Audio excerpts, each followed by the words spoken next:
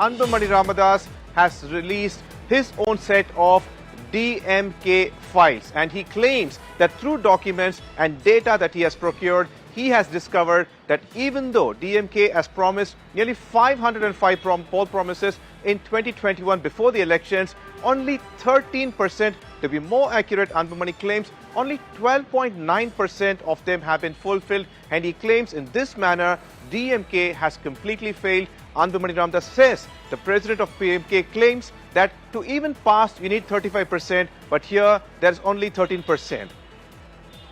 Here's what Anbumani said. Today we have launched a document called Vidyalenge. Where is the light? And this document is evidence-based, where the DMK government, before coming to power, had given 505 promises in their election manifesto, saying that when we come to power, we will fulfill all of these promises.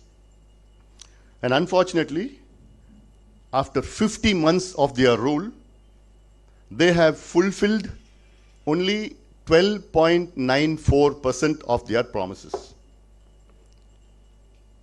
They have promised 505 promises, out of which they have fulfilled only 66 of them, and another 66 partly. So totally out of 505 promises, they have fulfilled only 439, which comes to 12.94% or 13%.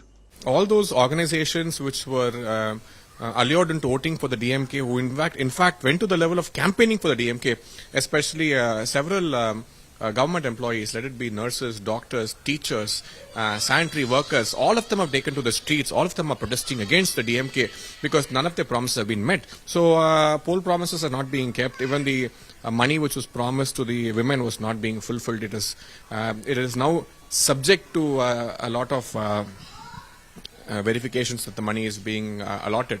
So DMK has completely failed the people on its promises. They have lied, and the people will teach them a lesson in 2026. There is a pro-incumbency wave in the state of Tamil Nadu. People of Tamil Nadu find that the government is doing pretty well. They are able to take care of all the needs. They are able to give good governance. Overall, there is this feel-good factor. And that is the reason why these people come attacking the DMK, that, oh, you have not done this, you have not done that. They are not able to say anything which will stick on with the people. So they go on to all these things. Oh, this is what they said, this is what they have not done, and all that. People will not accept all this. Well, let's go back to Anaga Keshav for more information on that. Anaga, the Chief Minister, says that 98% of the promises that was made by DMK before elections have been fulfilled. Then why is Anbumani Ramadoss claiming that only 13% have been fulfilled, and he is releasing his own set of DMK files?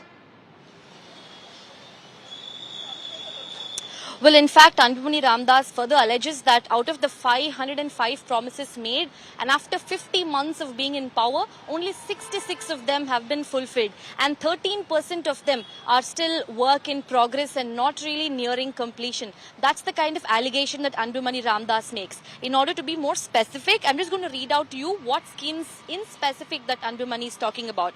He's blamed the ruling party for not providing internal reservation for 1 year within the most backward section community. Another allegation put forth by Mr. Ramadoss is that the government has not implemented the old pension scheme, which is implemented in states like West Bengal and in Karnataka, but not really in Tamil Nadu. Anbumani questions as to why is it that an increase in government recruitment, with respect to jobs and employment, is still not being given despite being promised during the election. He also says one more thing. He says that DMK could have brought in the Right to Services Act instead of conducting camps with Stalin's own name being printed on those camps. That's the kind of allegation that Anbumani Ramadoss has been making, against the DMK. In fact, when we spoke to DMK, they said that they have conceded, in fact, to the fact that a lot of poll promises are still unfulfilled. But the DMK has attributed these unfulfilled promises to the fact that union government has not disbursed proper funds. That's the kind of defense that DMK government is giving. The DMK went on to say that, that the people of Tamil Nadu will understand as to why certain promises are unfulfilled. It is because of the kind of politics that the union government has been playing with Tamil Nadu by not disbursing the required amount of funds. And that explains as to why certain promises are still unfulfilled.